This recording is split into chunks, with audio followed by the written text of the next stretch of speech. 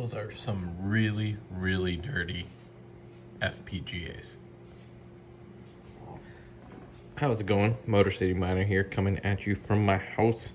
We are, in fact, working on our E300s today, turning two E300s into three E200s. You can see we've actually already done that for one. This was the easy one. So just pulled out one board, left the two others, done. Why are the other two a little more complicated? Well, because obviously we've pulled one out of here, which I cleaned already, which is in here.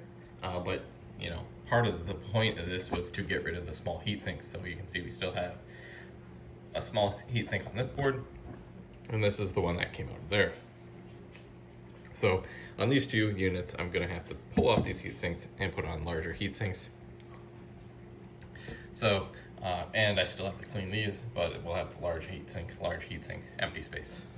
Large heat sink, empty space. So that's what we're working on today.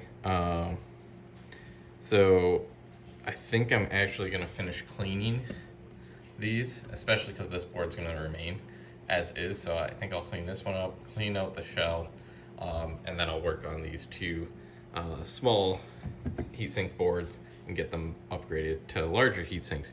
So let me get this guy dusted out, and then we'll get to these guys.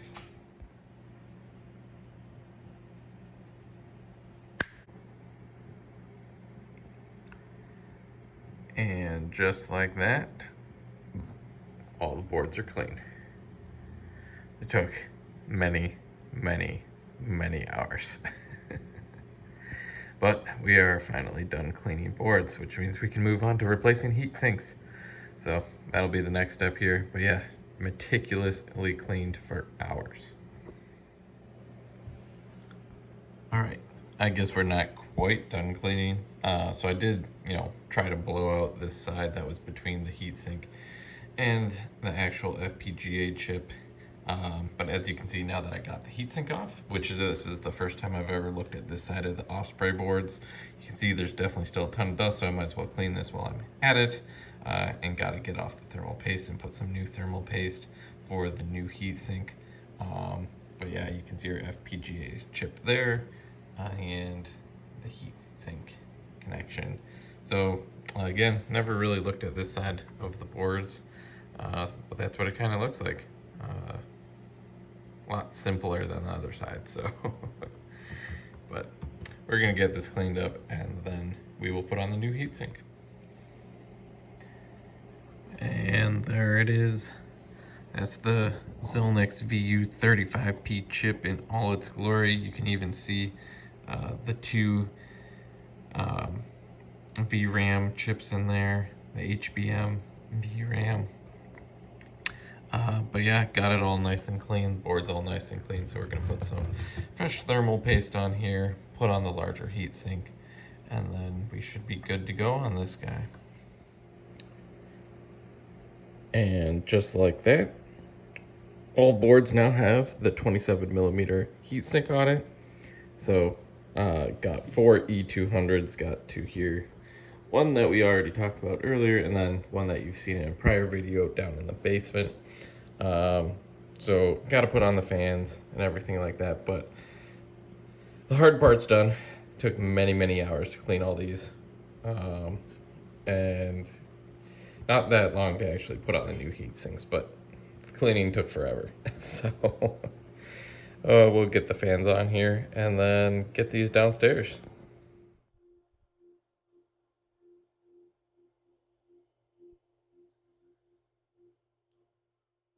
Look at those beauties there. All 4 now E200s. So each of them have VU35P 2 boards. So 2 chips in each of these units now. I got them all up running. Lithium. It's still profitable for FPGAs, not as much as it was. Now that there's a giant farm on actually a lithium Radiant and Kyla coin. So definitely seems like some big boy is attacking all the FPGA coins. But yeah, got these 4 up and running, all with 2 cards. They're running great. You can see I got the Noctuas on there, so it definitely lowers the sound so they can chill here in my basement. And just doing awesome. I really love these just because they really simplify, the FPGA operation. The one on the end is without the sticker.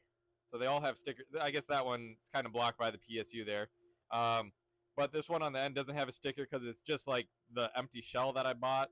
So again, I originally had, what did I have? I had 2 E300s, so each with 3 boards, and then I had 2 of my U50Cs reballed to become VU35P CIV cards for the E300s.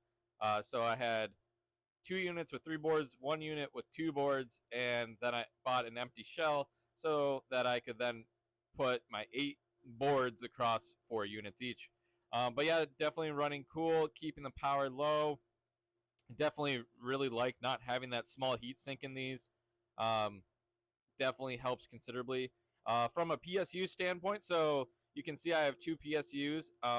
They're both, what are they? They're APW 3 plus, whatever, however many pluses are on that. One of the last, APW 3s. Why did I go with these? Well, I'm in my house, so I need 120 volt. But they also work perfectly for 4 boards. So at 120 volt, the APW 3s, the 3 plus, however many pluses, output 100 or 1,200 watts at 120 volt. They can do, I think 16 or 1800 at 240 volt.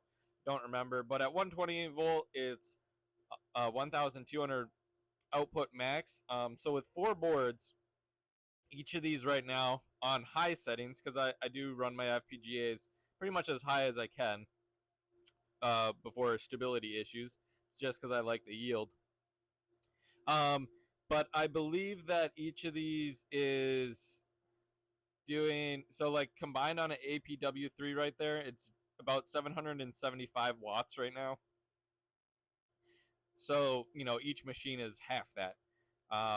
But that's way below the threshold on these, the 1200 watts, so under 800. Plenty of headroom there. But each of these APW3s have the exact amount of outputs you need. You need 10.